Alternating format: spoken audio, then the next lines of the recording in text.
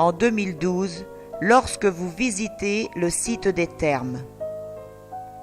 Une nouvelle inauguration officielle a lieu le 18 avril 1994, ce qui fait dire à René Balayer, avec un brin d'amusement, c'est la 3e fois que j'inaugure les thermes.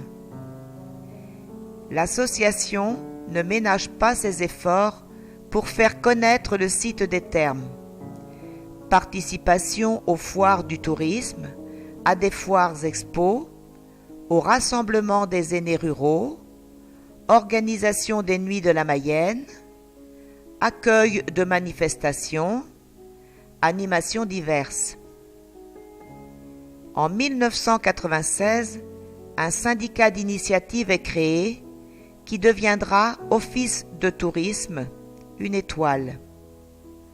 En 2004, la compétence tourisme devient une compétence communautaire. L'Office de tourisme de Laval devient Office de tourisme de Laval Agglomération en 2005.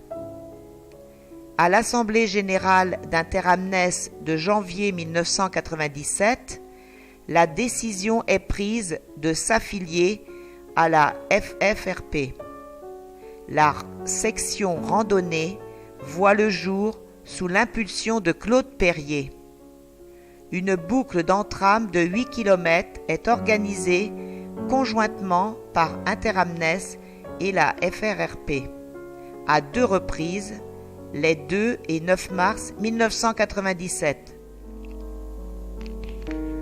Pour terminer, un phénomène anecdotique s'est déroulé dans le chœur de l'église le samedi 24 août 2002.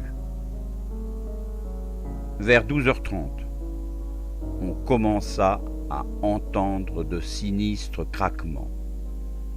Et brusquement, le carrelage se souleva lentement, les carreaux les uns après les autres. C'est là que l'on découvre l'imagination débordante des spectateurs de ce soulèvement très surprenant, qui devient tout de suite un phénomène surnaturel, avec tous les fantasmes et toutes les peurs qu'il peut engendrer.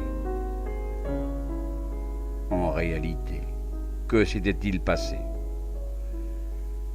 Bien entendu, il y a une explication très rationnelle. Aucun joint de dilatation n'avait été posé pour ce dallage réalisé en 1990. Ce jour-là, le 24 août 2002, il faisait chaud.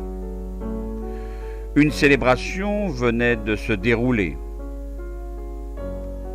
Les vibrations ont dû provoquer le soulèvement d'un premier carreau, pratiquement décollé, qui a provoqué une réaction en chaîne et entraîné le soulèvement des suivants comme un château de cartes.